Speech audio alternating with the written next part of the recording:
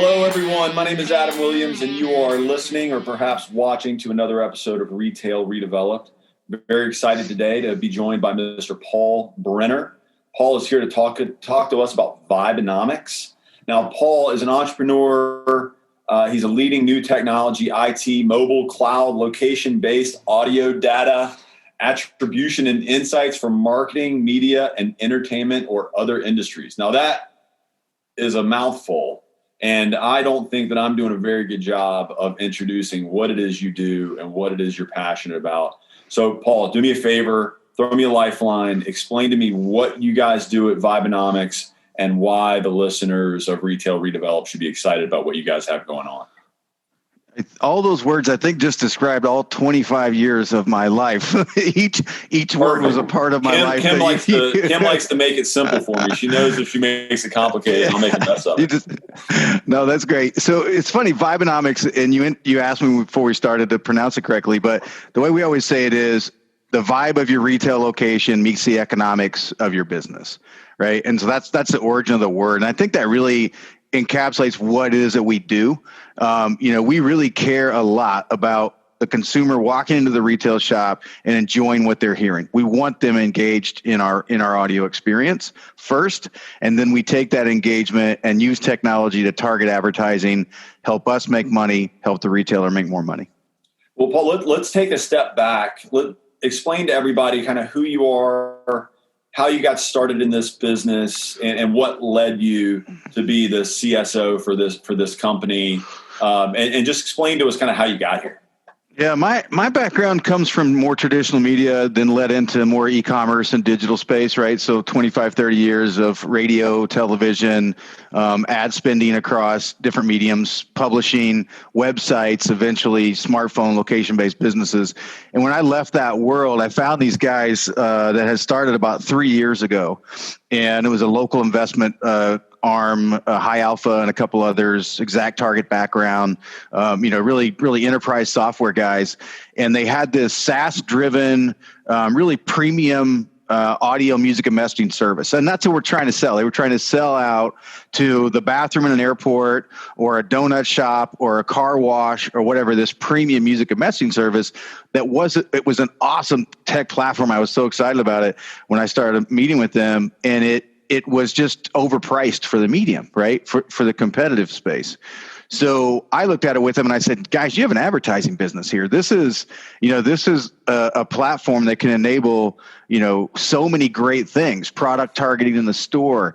If you had a location-based business partner, you could identify the kinds of people that are in the store at the time they're in the store, and really started to work with them over the course of a year and flip their thinking away from this kind of we sell SaaS, high margin, like sign up a customer, get them on our platform, get them in a 3-year contract. I was like, no, almost give the software away, right? And then go to the retailer and walk your way into the ad revenue business, which is a much larger business than what they were doing before. So walk me through, Paul, obviously you've got a lot of experience in the space. Walk me through why you thought it was a good idea to kind of flip the model. Because, obviously new hire, you come in with your own ideas, but to tell a bunch of smart tech guys that they have their model backwards probably wasn't the most fun conversation you got to have that week. Walk me through why you were convicted about that and then what you learned from it. It's really interesting. I always came from a world where the first thing you had to do was create a compelling product that people wanted to listen to and then go find that audience, right? You had to drive ratings. You had to prove that you had this many listeners, right? And that you were the top 1, 2, 3 station in a market or whatever, right? And then you had to monetize that business, right? You had to fill in between the music and the live, whatever, the live show, the morning show with commercials and sell those commercials. What I knew about this business because of my background, not just with that, but pop radio, which was a legacy business, Mood, iSan, folks have been doing it a long time and just treating it like a streamed content, almost like a throwaway business. I said, why don't we look at it as this is a captive audience that's right at the path to purchase. It's closest to where people are making choices, right? on the fly about what they want to buy, or maybe things they didn't realize they wanted to buy.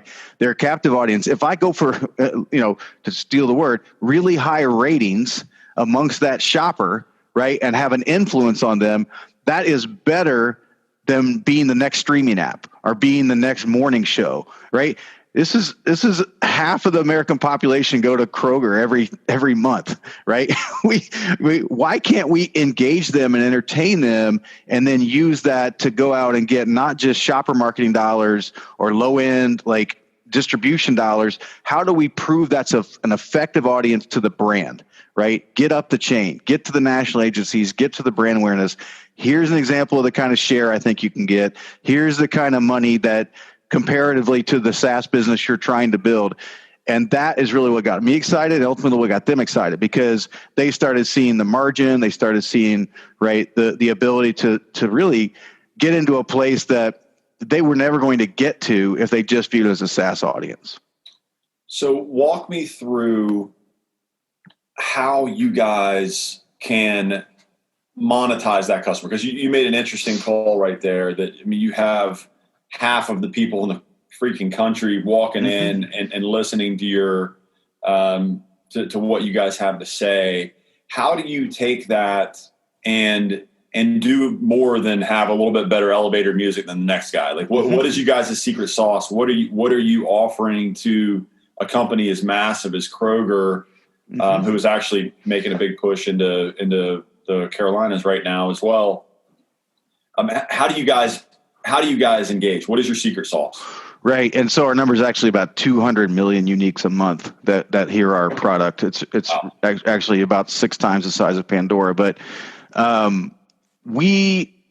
look, if you think of it as elevator music, which was the word that you would automatically go to, right? When you're thinking legacy, like, crap, still Sorry, playing. I'm a music geek, so pretty much everything that doesn't come off of my own like Spotify, I just term elevator music. So that was not a slight, I promise. No, that's okay. That's okay. We actually appreciate it, because most of the time when we go in and we experience and talk with the people, there's several ways that we make a difference. One is the actual music, and I will say, where Kroger was before we took them on was kind of like Bon Jovi, 80s music, and we flipped it to, like, you might walk in and hear the newest Bieber release, Black Pumas.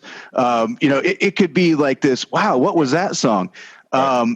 And instantly, the day we switched over, Twitter blows up. What the heck happened to Kroger? I just heard K-pop, or I just heard and we're looking at the audience, we're looking at the demographics of the cycle of the store, we're programming the playlist accordingly. It's always active, it's always upbeat, it's always refreshed, so that's kind of part one. Second is we think about the audio of it. We look at, don't just get some monotone voice or a certain pitch of voice. Get a deeper voice that stands out better within your venue. Make it cut through better, right? No offense, but what kind of voice do you hear announcing a basketball game in a stadium? It's a deep voice, right, with a big sound that fills the space. There's that kind of approach to it. The content, is it funny? Is it engaging? Do you make people, pay attention to what you say, or the words? It's not a passive thing. It's actually entertainment. A real easy one, can they hear it? Is it loud enough? Right? Is your speaker good enough? Is your amp good enough? Don't just give me some little $500 throw in to call it an AV system, right? We're having people verify loudness. So it's that first. Just is it fun? Is it engaged? Is it fresh? And then we take that and we say, hey, for Mr. Retailer, we're going to do the same business structure you had before for music and messaging. But if you provide me the ability to verify where the product is sold in the stores, which stores carry it, which stores don't, and the point of sale data to a SKU level that allows me to run the right case studies to prove results, I'm not selling remnant audio inventory to someone anymore. I'm selling them a highly engaged audience with no wastage on where you're placing the ads. You're only buying the ads where the product is sold.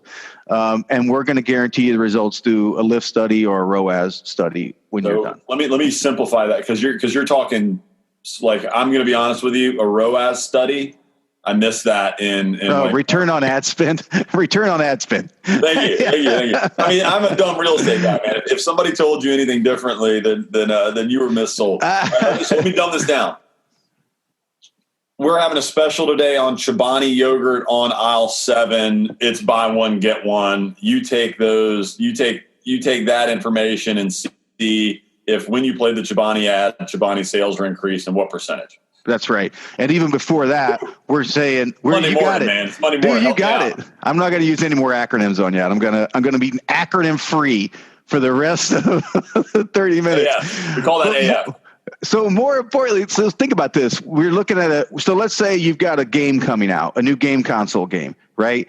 And that game console is everywhere, but it's just on the Monster Energy drink can. There's a logo of the new game that's coming out. That's not sold everywhere. It's sold in certain places that the game company and the energy drink picked, right, for distribution. So if we can go to them and say, hey, you're going to buy impressions, but you're only going to buy impressions in the stores where the drink's being sold. That's pretty good. Like, you don't have to just give me all your, like, it's not going everywhere. That's a waste, right? So we can help. So your Chobani, that might be the new flavor, Chobani grapefruit. I don't know. Chobani grapefruit. And it's only sold in these 10 markets because that's what Chobani thought would be a better sales area. So we'll only run the ads. We can target ads down to a specific store at a specific hour, right? And so that's really the strength. That's the difference in how we're selling it. It reminds me a lot of, and this is going to be a tangent, but I think you'll know where I'm going when I get there. I was listening to something the other day. There's a new company out there that sells interactive cooler screens. What is Cooler screens. It's called Cooler Screens. Cooler Screens. This is brilliant. I want to talk to these guys at Cooler Screens. I can connect you with them. I'll connect you with them. Perfect. Yeah. I want to talk to these guys at Cooler Screens. So listen to this, Retail Redeveloped folk. There is an interactive screen on your cooler as you're going in to buy your Dr. Pepper or Cheerwine or Monster Energy, whatever, and they can hit you with an ad as you're opening it. Like, oh, Tropicana, that sounds good. Oh, Hulk free. They hit you with an ad as you're walking up to the cooler. You can't get any closer to that point of purchase than that. And it reminds me a lot of what you guys are talking about. I know that. I'm not going to the store to, hang out. I'm going there to buy my stuff. Yeah. So if you're hitting me with that new Chobani ad, you might get me. Yeah, the Cooler Screens guy are really cool. They partner with these glass door companies. I think it's called Drake is the name of the door maker. I might be wrong on that, but they're the ones that partner to get that glass insertion. I was at an event about a week ago with those guys. They're really cool people. But we do have a lot of similarities, and the people that have the same conversation with us, they see us very similarly, right? Because, we're trying to talk about the products that are available in that store today, right? And in a context that tries to get people's attention. Hypercurrent, hyperfocus. Oh, yeah. Yeah, hypercurrent, very demographic oriented, might be Spanish, might be English. It could be a time of day. We do things that are, it's kind of like mass market meets targeted advertising, right? It's a mass market medium, right? For us, right? I mean, we're sending music to 2,500 Kroger stores. It might be the difference of a region or a city or maybe one place has a little bit different music, but we're then targeting the ads exactly where it is the product people want to, right? Let me ask you a dumb question, or maybe a dumb question. So let's using, I know we're wearing out Kroger, and I know you guys do it in all markets, but since we're talking about Kroger, let's stay on that example. So would it make any sense in this example to advertise a new Ford F-150 pickup in Kroger, or out of respect for Kroger, are you only advertising things that are within their four walls? Like, walk me through how that works. Yeah, it's really interesting. We have the rights to sell some non-endemic, or meaning things that are not sold in the store that are outside the store. What we find to be most effective are things that are not like an item like that. It's more like influence, like State Farm insurance, right? Yeah. Or NASCAR awareness. that kind of thing is more effective. And, honestly, in respect to Kroger, there are a lot of things that we cannot advertise because of maybe their corporate partnerships or something, right? That allows me, it forces me to avoid like the brand Ford because let's say their preferred vendor is Honda. I have no idea, but if that's true or not. But, but we have a right to sell a few. I will tell you the two strongest categories by far are endemic, products sold in the store, and then multiples more than that is adult beverage. Hard seltzer battle, right? The the wine. I thought the craft beer wars were crazy. Oh, These no. seltzer wars are going to get nasty. So we actually have, there's a thing in White Claw, man. They're coming. They're coming with a White Claw. I can give you 10 brands that you never heard of before that are fighting for it. But I don't know if are you familiar with the Tide House law? Is that a new one for you? So it's basically a prohibition law that says grocery stores cannot take ad revenue in from liquor. They're not allowed to. So we came up with a nice little contractual way to solve for that. And so the adult beverage people are coming out of the woodwork to try and buy up inventory. It's unbelievable. Yep. Wow. Tide House law. I'm learning a lot today. I'm learning a lot. So walk me through. So I have a much better grip on the business model now. That was extremely helpful. Talk to me. So I'm a big experiential guy, right? Like that's everything in retail right now. It's the only thing that's going to get people off their smartphones to get back into brick and mortar stores. Talk to me a little bit about how you guys can elevate the experience, or how you think you can elevate the experience.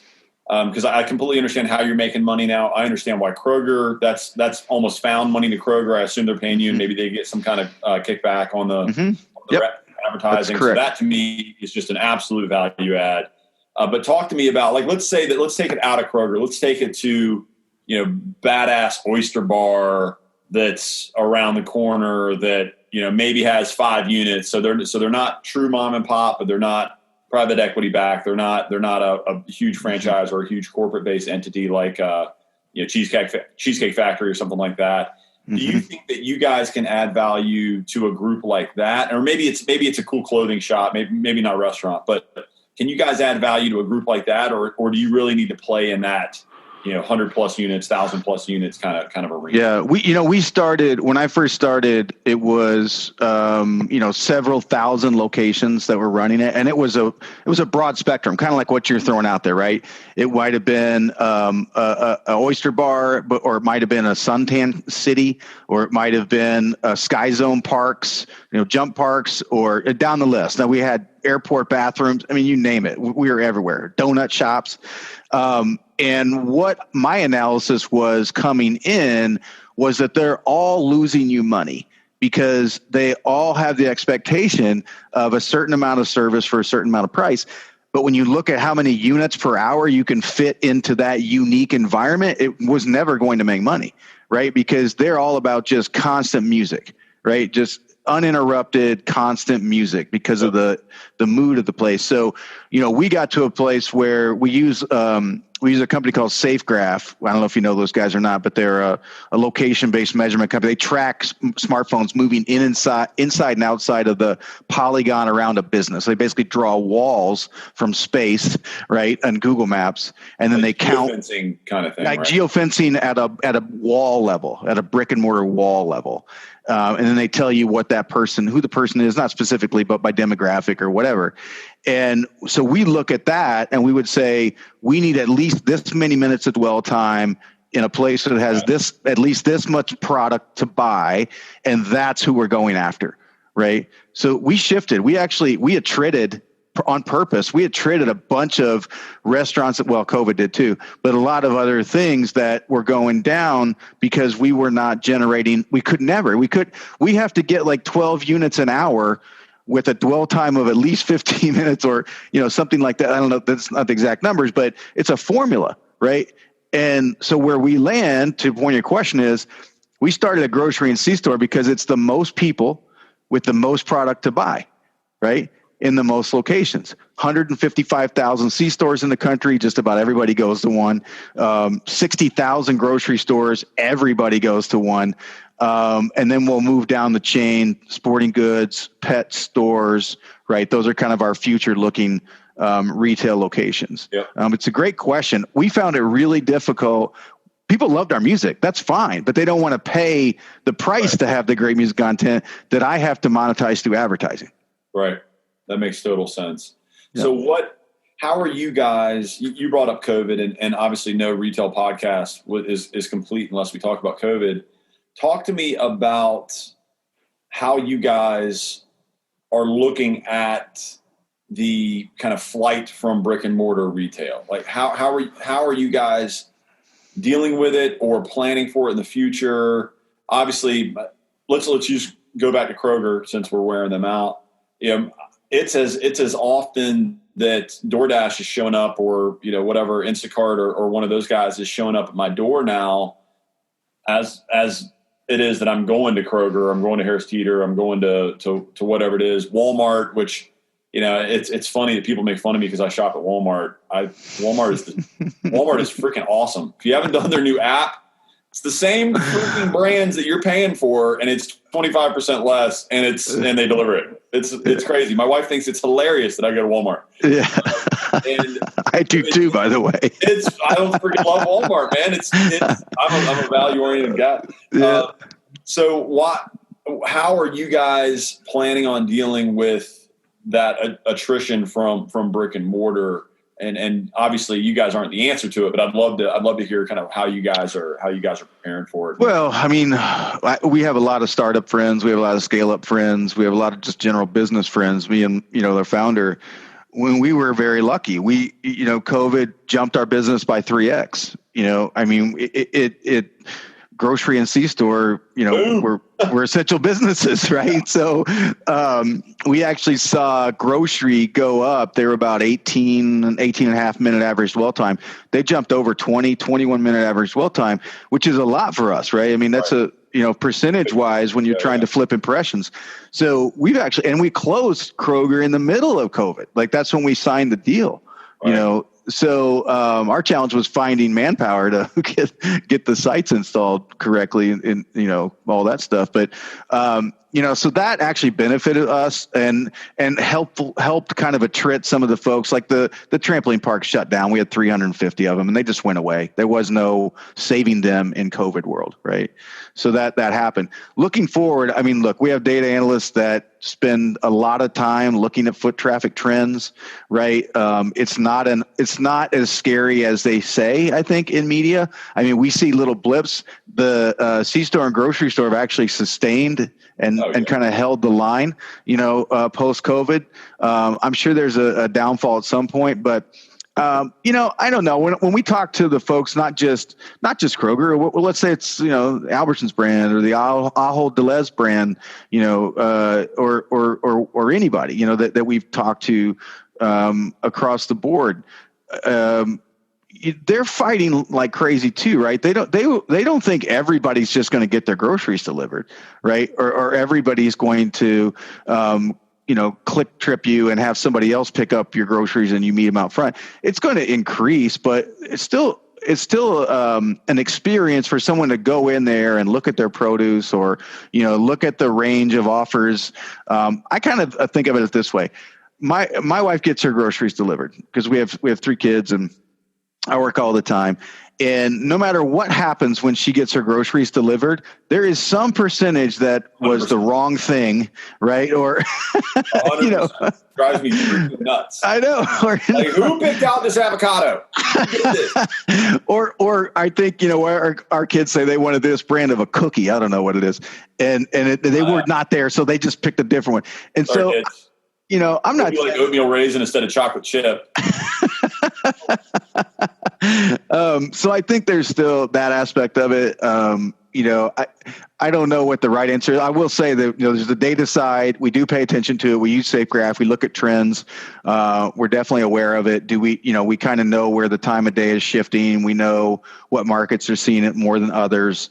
There's a science to it, but there's also kind of that anecdotal. Can everybody really get their groceries delivered? I mean, honestly, Yeah, I do think, and this is going to be off topic. I'll bring it back really quickly. I do see a future where grocery is becoming more of a logistics game, where maybe instead of a 60,000 square foot or a 40,000 square foot, maybe it's more like a 10 or 15,000 square foot where you have all your essentials, and then they have 1 million square feet that's 10 miles down the road in an industrial park, and it's just a massive logistics game. I can see a world where a grocery store has a dozen drive-through lanes, and you're going in and picking up. Obviously, that's an about face. I mean, that would be a massive trend. Shift. And like a dairy barn everywhere. If you know what dairy barns are, I've heard of that, but we don't. There's a test store. I'm trying to remember who did it. There's a grocer that did a test store where it is a smaller footprint. It's like 10 to 15,000 square foot on the bottom. And there's a second floor, which is completely automated, like an Amazon. And upstairs is like, I want toilet paper. I want this, it's the stock items. And you walk in and you order what you want from the kind of the consumables. Robots pick it up. You go on the bottom floor, pick out your produce, pick out your meat, pick out your whatever. And then you meet at the end. Here's all the stuff I picked out and the stuff the robot picked out. And that's it. Like, it comes back together on the other side of the house. Yeah, there's just too much money involved for it not to be an insanely competitive who's got the next thing. And I think that being able to shrink your footprint let's use any Main Street America. You have the hip, cool areas where all the money is, and that real estate is crazy expensive. Oh yeah. And the ability to shrink that footprint is meaningful if you can be paying $8 a foot out next to the highway. There's other ways to look at it too. So look, groceries like 1.5% to 2.5% margin. I don't know if you knew that or not. Yeah. But if they make $100 billion, they're putting a lot of cash in the bank. I think C-stores actually have the better deal. They're an all consignment business, right? So they don't own any of the product on the shelf. So there's other ways besides size and foot traffic to flip the business around, right? Yeah. I mean, I didn't know that before I got in the business. The convenience stores are a consignment business. They're just they don't own any of that product on the shelf. Yeah, and in our part of the world, Quick Trip and Sheetz have it just completely nailed. And I'm sure Wawa does a great job too. Yeah. But I mean, you walk into one of those, I would not want to be in that business unless I was working for one of those guys, because I will drive on fumes past like 3 exits to get to a Sheetz or a Wawa or a Quick Trip. There's definitely a top 25. So good. They're so good. And those stores look like they cost a freaking fortune to build. Obviously, they print money. But that's a fascinating model. Have you guys ever? Do you see a future where you try to adapt this into video, just like what we're doing now? I mean, I used to do everything audio, and now with people being much more comfortable in Zoom, we've started doing video. Do you guys see a future where you can play in video, or does that just completely shift your cost and your scale and everything else? Yeah, it's a different business. We have referral partners right now for display. So if we get a request, like we just did an RFP for a grocery chain last week, they have display on there. We'll say, hey, we only do audio, but here's our preferred display vendor, and they're typically fine with that. We just launched with Vistar last week. Well, we started with Vistar Media, which is like the premier display out of home platform for like SSP, DSP, buying programmatic inventory, that kind of stuff. We're the first audio partner on their deal. And if I look across the aisle, I'm the only audio guy, and there's 150 display guys.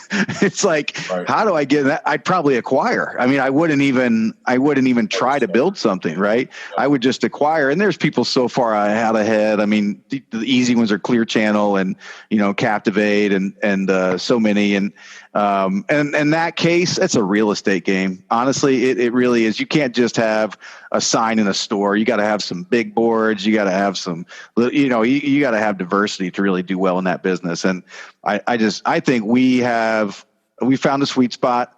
It seems to be working. We'll keep focused on audio for the foreseeable future.